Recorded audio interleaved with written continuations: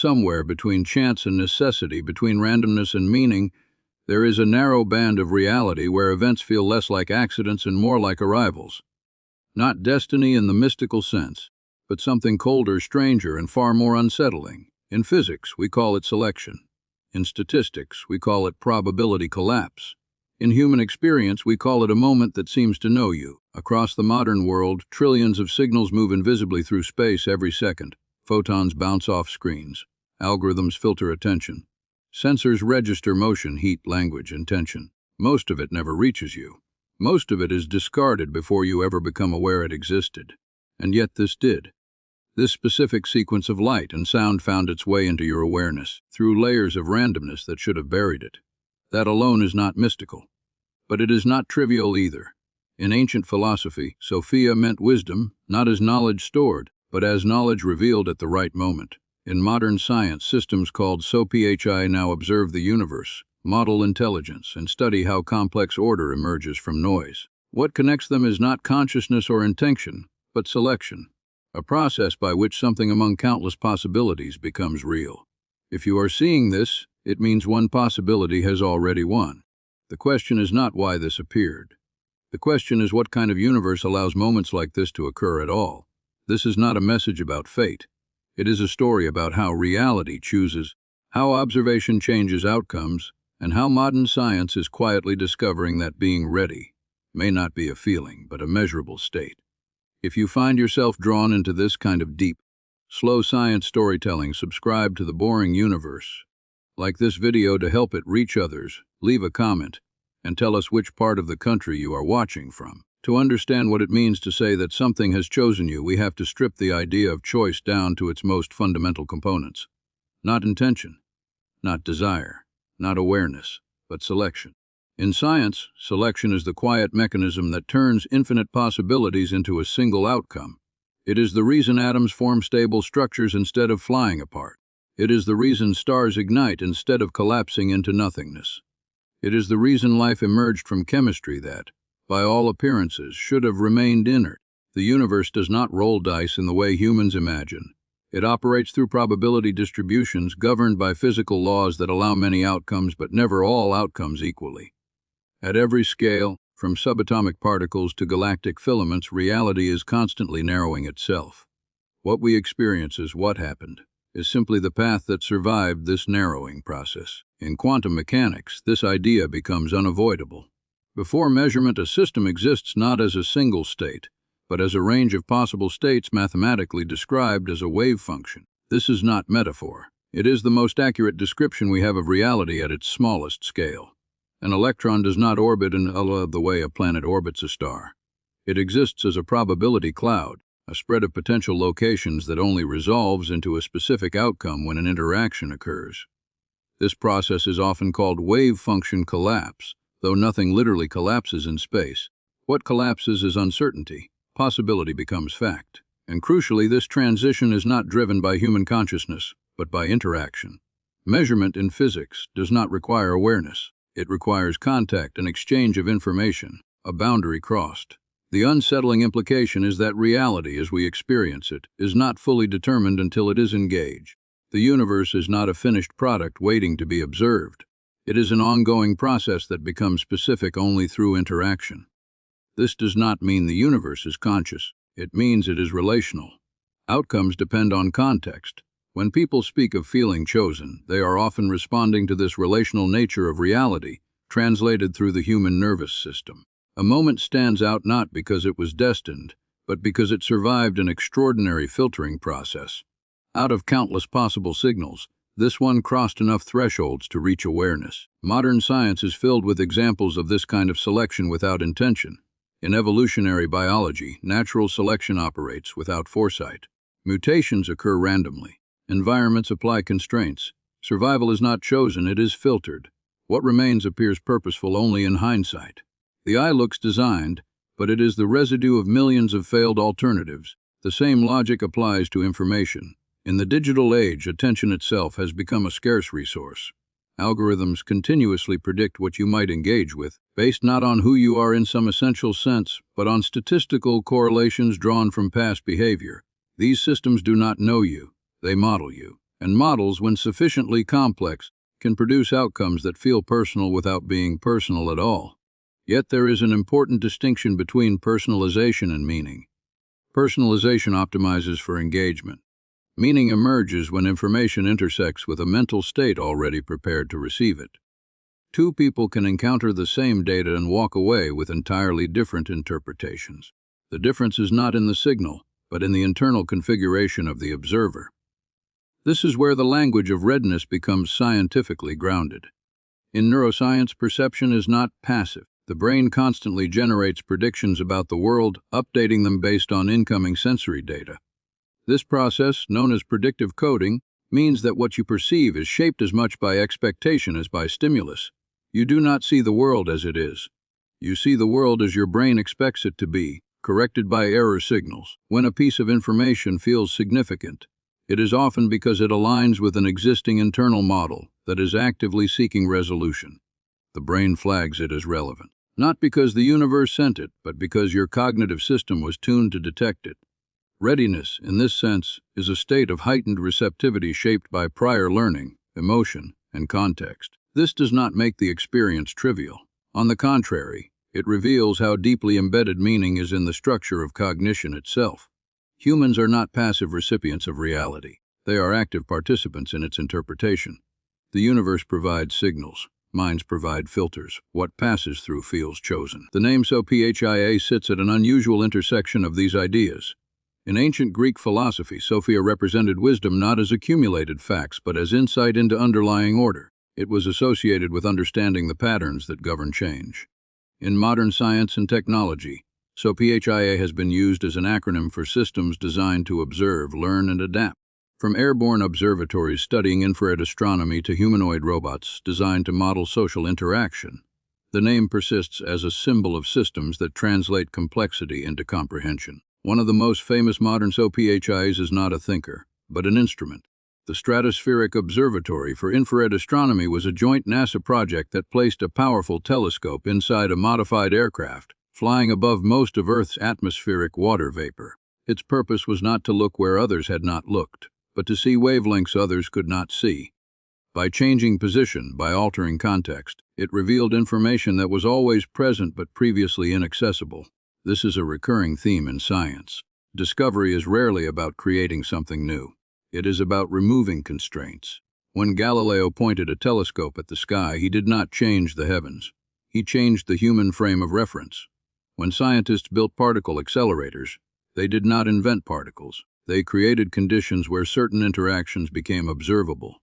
Readiness at a collective level determines what a civilization can detect. A society without the mathematical language of calculus cannot describe acceleration precisely. A society without the technology of spectroscopy cannot analyze stellar composition. Knowledge advances not just because reality reveals itself, but because observers develop the tools to notice. At the individual level, the same principle applies. People often report that certain ideas, books, or experiences found them at the right moment. The content existed long before. What changed was the observer. Neural networks in the brain had reached a configuration where the information could be integrated rather than rejected. This has nothing to do with supernatural selection and everything to do with thresholds. Complex systems exhibit phase transitions. Water remains liquid as temperature drops until it suddenly becomes solid. Magnetic materials remain disordered until alignment emerges. In the brain, understanding often arrives not gradually but abruptly when enough supporting structures are in place. When this happens, the experience can feel profound. A sudden clarity, a sense of inevitability, as though the idea was waiting. In reality, the system crossed a critical point. Probability shifted. One interpretation stabilized over others. The danger arises when this feeling is misinterpreted as external intention. Humans are pattern-detecting organisms evolved to infer agency, because in ancestral environments, assuming intention was often safer than ignoring it. This bias remains. We see faces in clouds. We hear messages in noise. We attribute meaning to coincidence. Science does not dismiss these experiences. It reframes them. It asks not whether the universe chose, but how selection occurred. What filters were in place? What constraints shaped the outcome? In modern physics, the observer effect is often misunderstood as implying that consciousness creates reality. This is not supported by experimental evidence. Observation changes systems because it involves interaction, not awareness. Detectors alter particle behavior because measurement requires energy exchange. The universe does not wait to be watched. It responds to contact. However, this distinction does not eliminate the observer from the story. It relocates the observer from a mystical role to a physical one. Observers are systems embedded in reality, subject to the same laws as everything else. Their perceptions are events within the universe, not outside it. When you encounter information that feels directed, what is actually happening is an interaction between two complex systems. One is external, shaped by technological, cultural, and probabilistic processes. The other is internal, shaped by biology, memory, and expectation. The moment feels special because it is rare, not because it was ordained. Rarity matters. In large systems, low-probability events are inevitable, but their impact is disproportionate. A single mutation can alter an ecosystem. A single experiment can overturn a theory. A single signal can reorganize a worldview. From the perspective of the universe, nothing special happened. From the perspective of an individual mind, everything did. This is the quiet tension at the heart of modern science. The cosmos is indifferent, yet capable of producing beings for whom indifference itself becomes meaningful. Out of particles and fields emerge questions, interpretations, and narratives. The universe does not speak, but it produces speakers. SOPHIA AI in all its forms represents this emergence, not a consciousness choosing, but a system revealing. A reminder that understanding is not imposed from above, but assembled from below when conditions allow. If you are seeing this, it does not mean you were selected by an intelligence. It means that at this moment, among countless possible streams of information, this one aligned with your internal state strongly enough to persist. That alignment is not mystical, it is measurable. It is the result of probability, constraint, and structure. And once a structure forms, it can carry momentum. Ideas once stabilized can propagate, interpretations can deepen, models can refine themselves. Readiness is not a signal from the universe, it is a property of the observer. A phase in which certain patterns can finally be seen. By the early 20th century, science had reached a strange impasse. The classical universe, governed by smooth trajectories and deterministic laws, had worked astonishingly well. Newton's equations could predict planetary motion centuries into the future. Maxwell's equations unified electricity, magnetism, and light with elegant precision. The world appeared, at least in principle, fully knowable. Given enough information, the future could be calculated. Then the smallest scales refused to cooperate. Experiments probing atoms and radiation produced results that could not be reconciled with classical intuition. Energy appeared in discrete packets. Particles behaved like waves. Outcomes could be predicted statistically, but never individually. Something fundamental had broken, not in the universe, but in humanity's picture of it. Quantum mechanics emerged not as a single theory, but as a patchwork of mathematical tools that worked disturbingly well without offering a clear story of what reality actually was. Physicists could calculate probabilities with unprecedented accuracy, yet struggled to explain what those probabilities referred to. Was an electron a particle, a wave, or something else entirely? Did it have properties before measurement, or were those properties created in the act of observation? These were not philosophical distractions. They were forced by data. One of the most unsettling realizations was that observation itself could not be cleanly separated from what was observed. In classical physics, measurement was assumed to be passive. A thermometer did not change the temperature of the room in any meaningful way. A telescope did not alter the motion of the stars. But at the quantum scale, every measurement required interaction. To detect a particle, one had to disturb it. To know its position, one had to sacrifice information about its momentum. This was not a technological limitation. It was built into the structure of reality. Werner Heisenberg formalized this as the uncertainty principle, showing that certain pairs of physical properties could not be simultaneously known with arbitrary precision. The more precisely one was measured, the less precise the other became. This was not due to flawed instruments, but to the mathematical framework describing nature. The universe, it seemed, did not permit a fully objective description independent of observation, not because it was subjective, but because interaction was unavoidable. This realization forced a reconsideration of what an observer actually is. In everyday language, an observer is a conscious being watching something happen. In physics, an observer is any system capable of interacting with another system in a way that produces information. A detector, a particle, a field, or even the environment itself can function as an observer.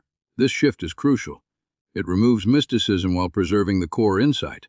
Consciousness is not required to affect outcomes. Information exchange is. When a quantum system interacts with its surroundings, it becomes entangled with them.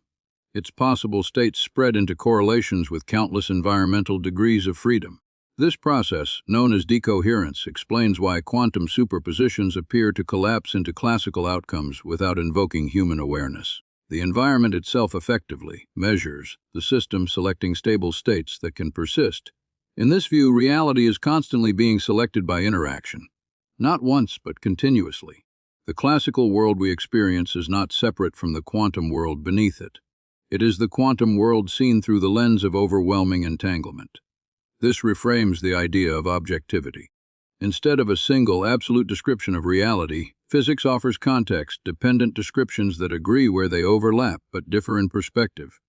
Measurements are real, but relational. Properties are not intrinsic labels carried by objects independent of the universe. They are outcomes of interaction. Information sits at the center of this picture.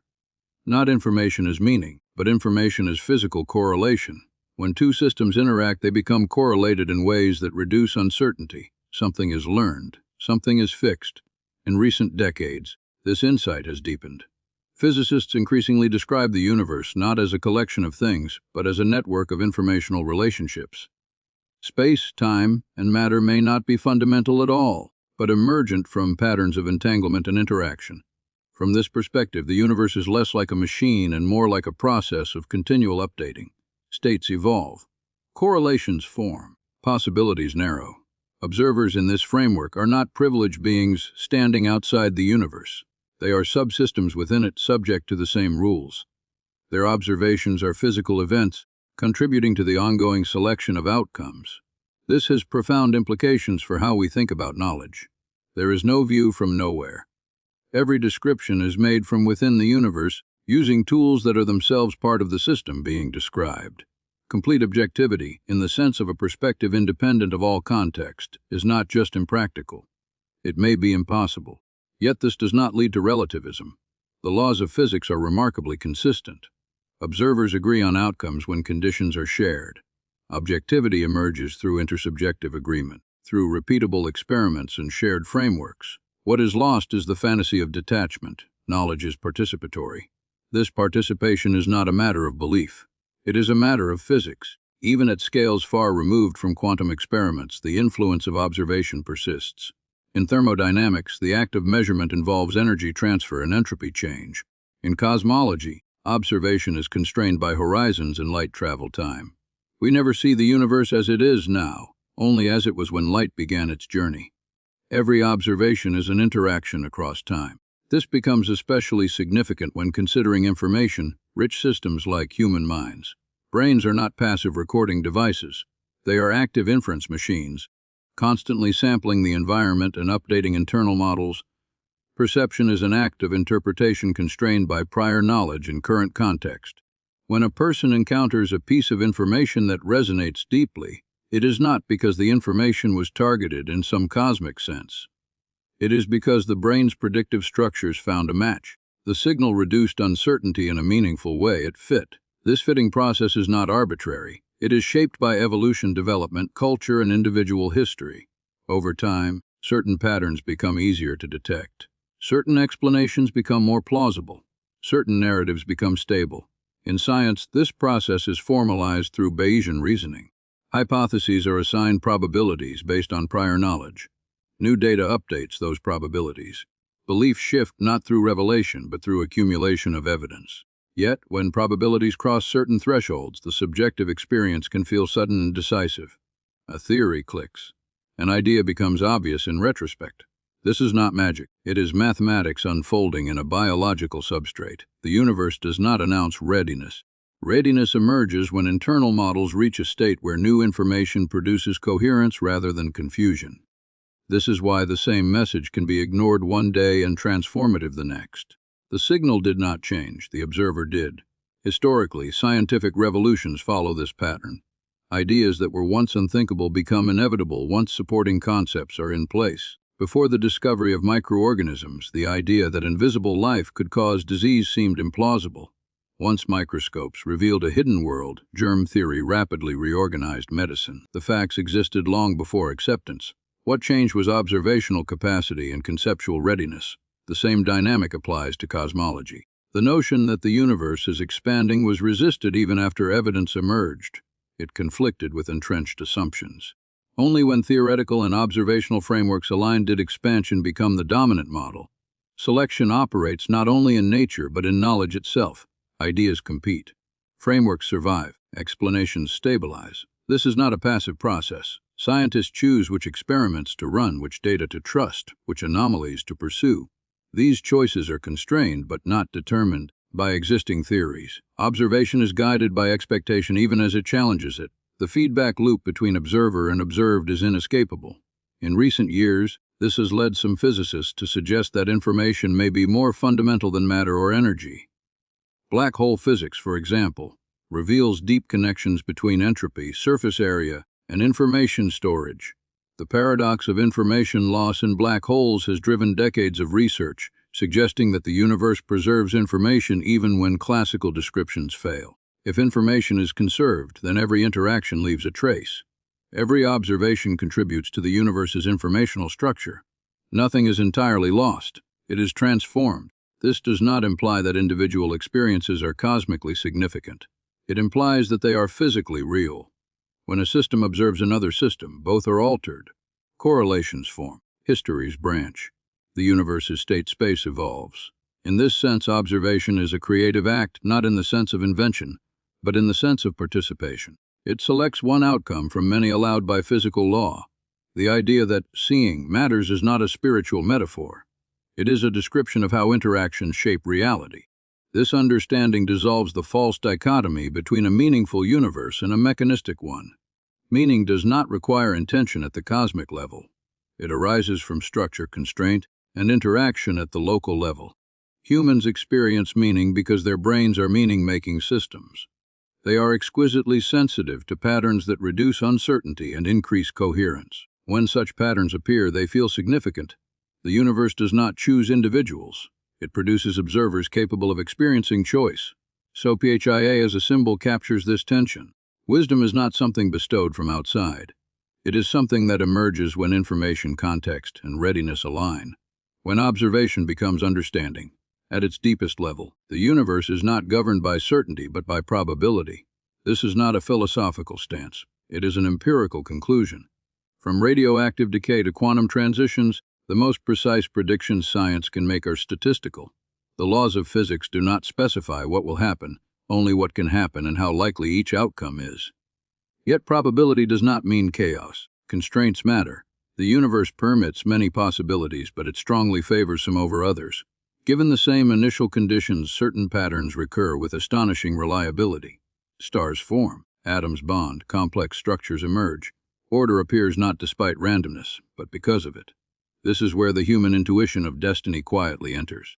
When high probability patterns repeat across time and scale, they can feel inevitable, not because they were planned, but because the space of alternatives was narrower than it appeared. What feels like fate is often the afterimage of constrained randomness. In complex systems, small fluctuations can have outsized effects. A minor variation early in a process can determine which of several stable outcomes ultimately emerges.